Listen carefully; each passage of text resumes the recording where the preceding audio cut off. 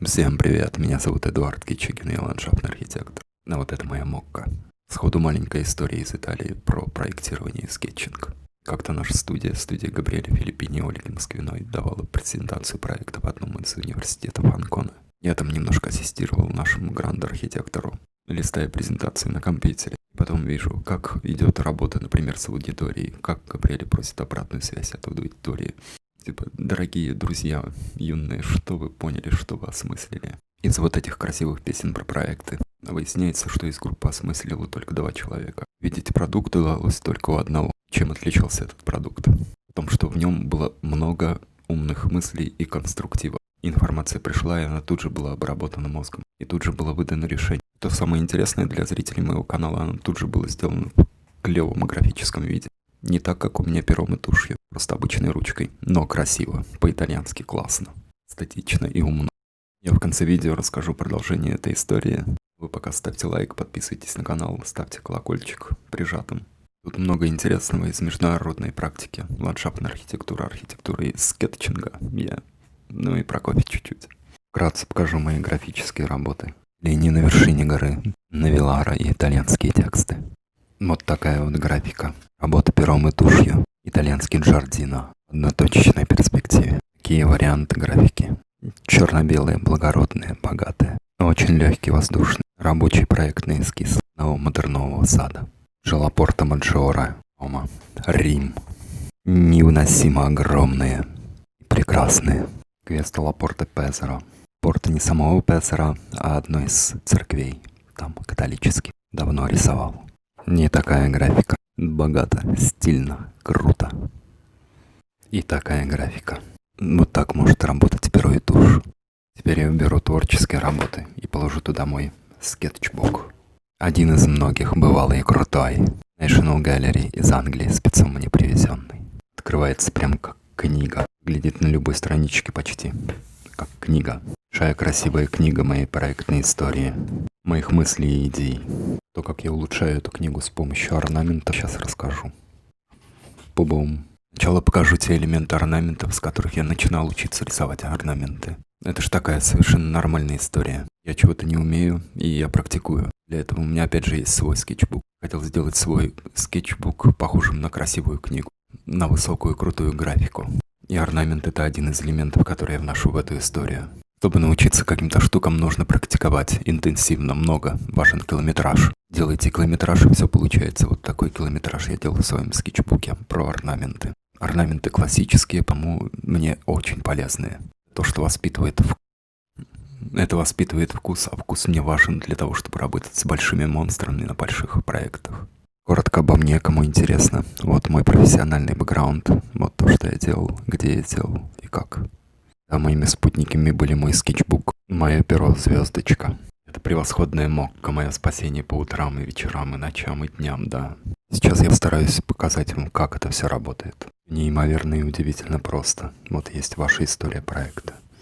Вот одно видение, вот второе видение, вот третье видение, вид сверху, вот детали. И на этом листе, допустим, есть какие-то зарисовки. Здесь было большое пустое место. Что я делаю? Я начинаю отрабатывать орнамент. То есть по возможности вытаскивать его из предварительно нарисованного эскиза. Развиваю его постепенно, двигаясь по странице вниз. И наращивая эти забавные финтифлюшки. Не думая о композиции. Просто обливая страницу орнаментом. Проходя рядом с... Собственно, поступать вы так можете, даже если ваша профессия не архитектура или ландшафтная архитектура, а просто по фану, в автоматическом режиме. И это хорошо развивает. Листы моего скетчбука, которые особо не требуют орнаментов, почти не получают. Или получают, например, фрагментарно. Но вот этот лист композиционно и графически хорош в своей чистоте. Вот здесь внутри были только размерные линии и маленькие легкие эскизы одного из иконостасов.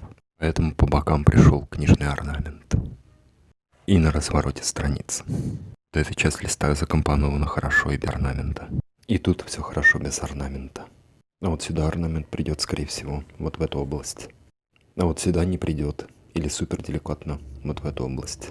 Здесь все хорошо и без орнамента. Вот здесь вы видите, я начал приносить его сюда. На ряде итераций он уже отработанный, поэтому достаточно эффектный. И линии тугие, натянутые, сильные. Движения как брызги. И эта история плотности орнамента хорошо сбалансирована с тем, что наверху, на скетчбуке. И также хорошо работает с тем, что с правой стороны. Посмотрите, как работают пятна. Вот так все работает вместе. А вот на этом листе изначально у меня была вот такая вот история. Я искал форму для этих зданий, для того, чтобы принести эти формы в проект. Одно было традиционное деревянное строительство, другое архитектура классика. И рядом с ними я начал класть вот эти вот орнаменты. Таким образом они развиваются, двигаются, оплетают лист. Отдельно смотрится неплохо. Чтобы они хорошо закомпоновались с этими изначальными рисунками, я думаю, еще немножко придется поработать. Вот так, на мой вкус, достаточно простая тема орнаментов очень сильно и хорошо добавляет и эффектности, и весомости тому эскизу, который вы делаете на своем скетчбуке. Если эскиз — это проектная история, то орнаменты добавляют в него красоты и эмоций. Даже если сам проект. И рисование таких красивых штук, да, приносит огромное количество удовольствия. Его можно делать в фоновом режиме, когда вы, например, говорите по телефону, или едете куда-то, или чем-то занимаетесь, смотрите, например, слушаете аудиокнигу или смотрите YouTube. Вы просто наращиваете себе эту технику, как, собственно, и должен делать архитектор-пейзажист я.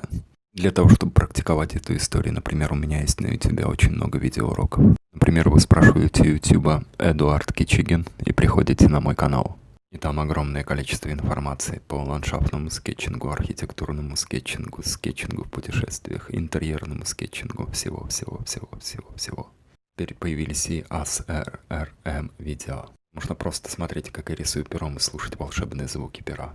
Это расслабляет и удивительно релаксирует. У меня такой огромный канал по этому типу скетчинг. Это бесплатная образовательная история, которую я несу в Россию изо всех сил. У меня есть какой-то бэкграунд, нарощенный на международных проектах. У меня около 600 или 700 обучающих видеороликов по скетчингу. Я стараюсь принести мой международный опыт на вот этот вот российский бэкграунд и дать русскоговорящим людям максимальную пользу от того, что я научился, узнал, увидел в моей международной истории. Поэтому прошу вас делиться этими видосами и помочь мне с этим благородным, как мне кажется, делом.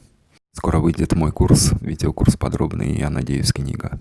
Все эти орнаменты я беру не совсем из головы. Реально я делаю ресерч. Изучаю, как это делали старинные монстры. Изучаю старинный архитектурный контекст. Смотрю типологию и алгоритмы, как это все выстраивалось. Какая логика. А потом делаю декомпозицию до моих скромных возможностей. Потом стараюсь все передать это на моем обучающем YouTube-канале. Чтобы уровень скетчинга в российской ландшафтной архитектуре и пейзажистике архитектуре стал выше. Поэтому я вас призываю пробовать прямо сейчас, брать какой-то из моих обучающих роликов и практиковаться с тем, что у вас есть под рукой. Неважно, перо, тушь, маркер, линер, бумага, ручка, карандаш, да просто чайная ложка и просто чашка кофе. Я тоже так рисовал. Рисовал скетчи скотчем прямо на объекте. Рисовал с помощью итальянских пенне. Это такие вид макарон, которые срезаны, похожи на перо. Рисовал кирпичом, ногой, веточкой, всем чем угодно, без разницы. Смысл скетчинга — это выразить вашу проектную мысль. Прикольным, классным, эстетичным, симпатичным, в любом виде донести ее до мира, до клиента, до собеседника. Не важно, что у вас под рукой. Эти подход. Это как в спорте. Километраж решает 100%. Я шел именно такой дорожкой. Да, у меня не было ни времени, ни возможности практиковать скетчинг, я нашел фрагменты в моем дне. Регулярные, да.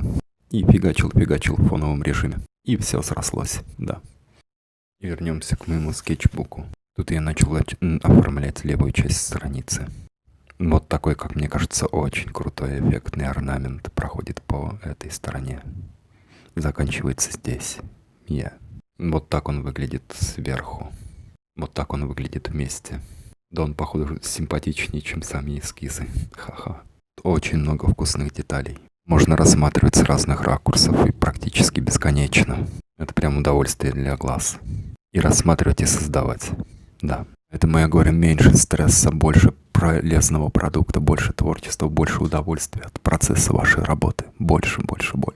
Чтобы это не выжигало вас, а наоборот давало вам силы думать, проектировать, создавать прекрасное.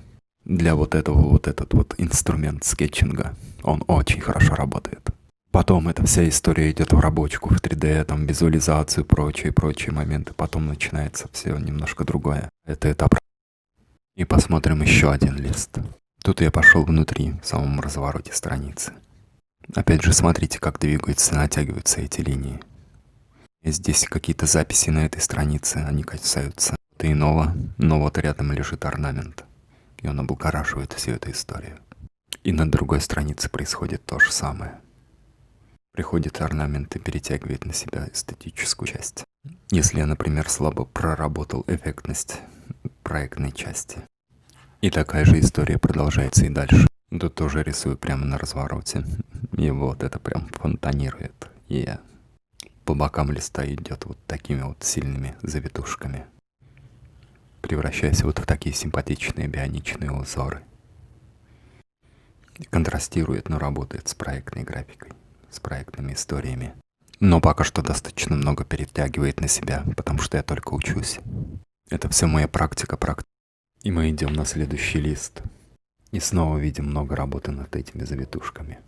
Это не моя парадная практика, это моя рабочая практика. Это мой километраж, в котором я ищу силу. Через множество итераций, через миллион подходов к проектированию. Так же, как в любом другом действии. Практика и километраж решают. Вы делаете подход, и вас не остановить. А потом все получается. Да. Люди получают большое удовольствие, разглядывая мой скетчбук. Да и сам.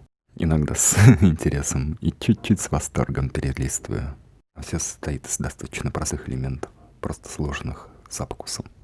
И перейдем на еще один лист. И посмотрим, как сочетается это немного с другим типом домиков и с другим оттенком. Вот эта история, по которой я медленно пройдусь камерой, и вы увидите этот объем. Она более разреженная и простая, и мне кажется круче. Пройдусь по низу страницы, тут тоже симпатично. И на самом деле вот такая вот легкая воздушная история мне нравится больше, нежели интенсивный черный орнамент. Скорее всего, я буду использовать именно вот этот вариант и отрабатывать его дальше. Смотрите, как он легкий, воздушный, симпатичный. Такие маленькие закорючки, но очень трогательные. С такими длинными линиями не нужно много рисовать. Да, questo mio preferito ornament, yeah. Я надеюсь, я вдохновляю вас и заряжаю на то, чтобы делать вот эту вот практику. Пишите в комментах, работает ли это. Чуть-чуть такая итальянская штука. Для того, чтобы вы взяли то, что пишет, и написали уже то, что вы хотите. Нарисовали, наскетчили. У меня скетчинг происходит даже на стаканчиках с кофе. Я иду, покупаю кофе, а потом рисую.